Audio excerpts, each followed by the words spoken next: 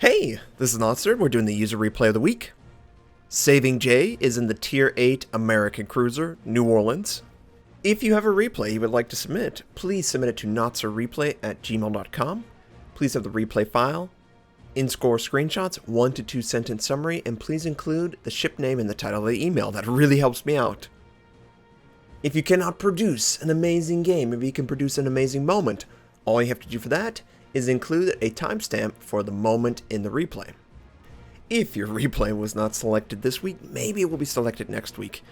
I really will create a compilation that will have a nice moment from most of the replays I get. I really will do that. If you want a little bit of insider information, pick a ship that I have not played recently, or for a long time. I'm probably going to pick it, because I'm trying to fill in the gaps in not only the ships I own, but I've played. I have not played the New Orleans in months, probably 8-9 months. It really has been a long time since I've been in the ship. That's why I chose it primarily. So, SavingJ sees an enemy Farragut moving in towards A. He's got a friendly destroyer attempting to capture A. So as long as SavingJ keeps his guns hot, and he continues to fire on this destroyer, it's going to be really hard for him to make any progress.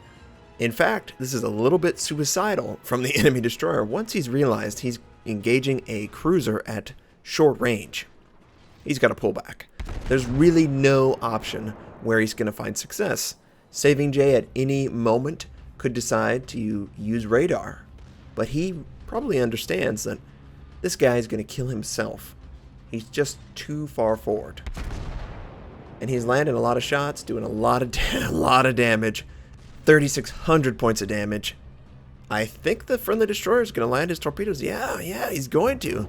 And he takes out the enemy Farragut. Good job, Mutski. There's an enemy Tirpitz in the background who has no interest in being in the area. Big battleship brawler. He doesn't have good accuracy, and SavingJ notices that there's a perfectly broadside Atlanta who is retreating from B because it's out in the open and he's got crossfire from SavingJ's team. And SavingJ just sends out a little HE, does 3,200 points of damage, incapacitates, I believe, a torpedo tube. Now, SavingJ decides to stick with HE. He probably felt like he could easily kill the Atlanta without switching to AP, plus the Atlanta is going to angle against him. And yes, certainly he kills him with his HE. He does a good job there. He saw 2 fires. Obviously, the fires didn't stick. And so far, A's doing great. C is under pretty intense pressure. I don't know what it is. Why do players just go ring around the rosy on Trident no matter what game type it is? There's a significant portion of SavingJ's team that are in the western side of the map. I think 2 enemies went to the west. The entire enemy team has chosen to push the eastern flank. Wouldn't you play this just like every other domination map? 2 bases to 1. Nobody's going for B, and the destroyer definitely didn't go for B. I just don't understand the mentality. Maybe this is just too low B.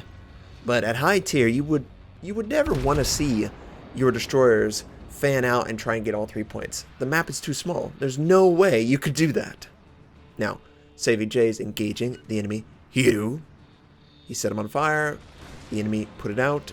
Clearly he wants to send out aircraft or retrieve. Don't know which one. But he's still under a large amount of threat. And SavingJ is doing the whole move back and forth, hide behind the island, avoid contact from the enemy battleships. He is still detected by aircraft, though, so the New Mexico could easily engage him if he so chooses. I don't know what he's engaging. And it looks like the enemy aircraft carrier is going to be able to get away because the destroyer that is scouting him is going to run into that battleship. And so far the game's pretty even. The enemy team lost a few points at the beginning of the match, both in the cap and also losing that extra cruiser that the friendly team has yet to lose. The enemy aircraft carrier is attacking SavingJ's aircraft carrier, but we have that token cruiser that's decided to protect him, and that's such a waste of resources. If the enemy aircraft carrier decides to not go after the aircraft carrier. Now, if he does, then it's great. You've protected, you've wiped it out, and you moved on. It would be better, a compromise, if the aircraft carrier would move with the flank a little bit more, so he would stay closer, and you would have some Soviet cruiser, German cruiser volunteer, who has great range, you know, kill two birds with one stone, and SavingJ gets an easy second kill. Not really his kill. It was a brawl scenario between the two turrets, and there was just enough health that SavingJ was able to take him out. He catches sight of an enemy destroyer, but it drops off just as quickly. It's at B. It's contested. It can stay contested for a while. It's not really a big deal. And SavingJ's going after this New Mexico. He's got 2-tier advantage. The New Mexico, I don't believe, has the upgraded hull. Yeah, he's definitely not upgraded. So he's going to have an issue. And as long as SavingJ is smart and not boxing himself in, and he's not, he's got great AA coverage. He should not worry about the aircraft carrier. If the aircraft carrier tries to attack him, that is his loss. But the Mayhand overextended a little bit. Easy shot. Cruisers. You're okay, well, it's really easy when you get a detonation. That's not going to happen all the time. He earned Devastating Strike, earned Confederate on that shot. Yeah, it's pretty good. Yeah, so this is a game where I think SavingJ would admit everything aligned perfectly for the New Orleans to succeed. He's top tier. He win a flank where they were basically stragglers, one after another. He's never had to go after a concentrated enemy push. He's been able to basically pick on targets that overextended and isolated their ship. And that's really key if you can find a ship that's decided to go a little bit too far away from their team. They're easy pickings for a skilled player. You've seen it in so many of my videos. I really do the exact same thing. Everyone does the exact, and he takes out the New Mexico. Someone does a helpful shot, and he just happens to have the last say. That turret's still alive, barely. Enemy Cleveland felt a little aggressive going into B, just a little bit. I'm sure he felt like, oh, we have to make some play. Well, you don't want to do that when you're overextended and he takes a torpedo. I believe that was the friendly Fubuki's torpedo, so that was pretty good.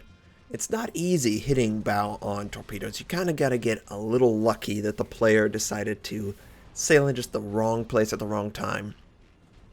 Immediately, my mind goes to two brothers and my terrible Soviet cruiser play when I was testing them. I sailed directly into a torpedo, and it was all my fault. Just look at the New Orleans and how much damage it does to a Tier 7 aircraft carrier, fighter, bomber, torpedo unit, just annihilating them. And I'm sure that the battleship is very thankful that SavingJ was right there to completely annihilate them. There's no threat to his ship at all, with this New Orleans next to him having defensive fire. Now the turrets might show a perfect broadside and not be punished for that, but the aircraft are not going to kill him. Enemy Bugioni, perfectly broadside. Unfortunately for SavingJ, he had HE loaded, so this is not going to be able to Citadel. He does get a fire. The fire is probably going to be put out. But he's swapped to AP, and he's going to try and get one last shot before the enemy cruiser goes behind the island, and he's got great angling. If they're firing AP, they're not going to find a lot of success.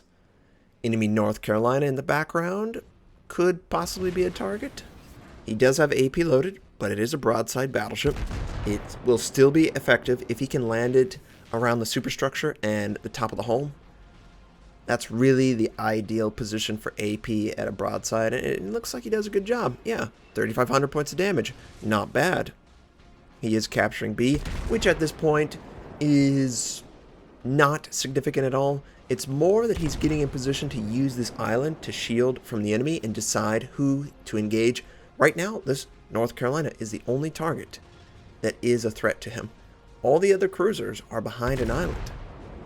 And he's basically out in the open. But there's only one target that can even see him, so He's as safe as if he was tucked away behind an island or just fighting 1v1. And the friendly Fubuki, I think he wanted to protect him. Maybe he felt like there's a possible threat from the cruiser. He pops a smoke and they get really close. They never actually touch.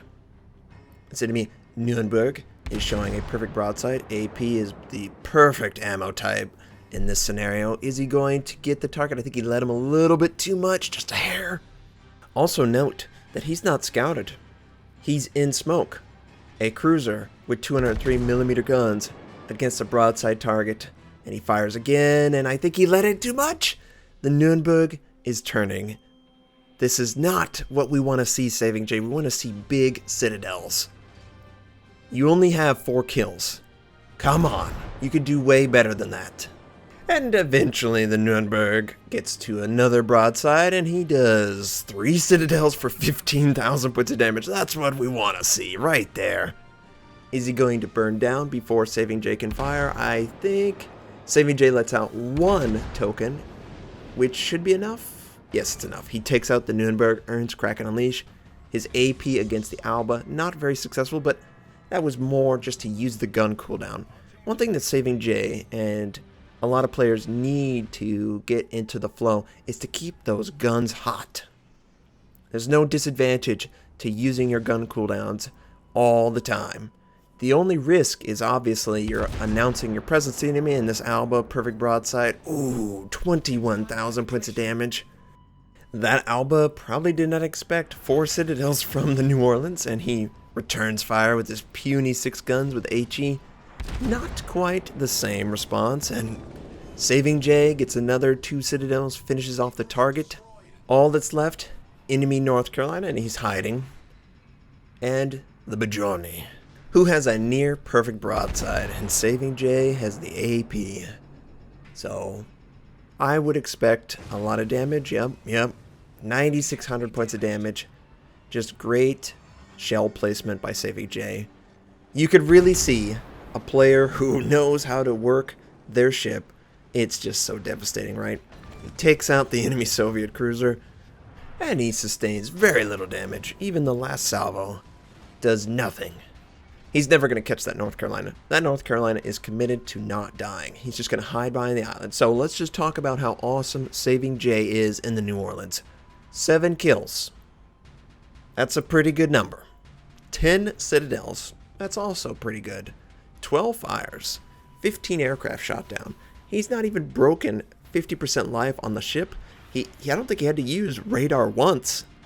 Probably the most amazing thing on the enemy team. Why did they ever think they could possibly push into A? The destroyer saw the numbers game, and he should have easily decided, you know what, we're outnumbered. But it's just Trident. I don't know what it is. When I'm on this map, I feel like the teams are dumb. They just don't know what to do. And it shouldn't be that difficult to decide what you should do. It's not map dependent. You don't attack when you're outnumbered. So SavingJ did okay, I guess. I mean, no, it's fantastic, of course.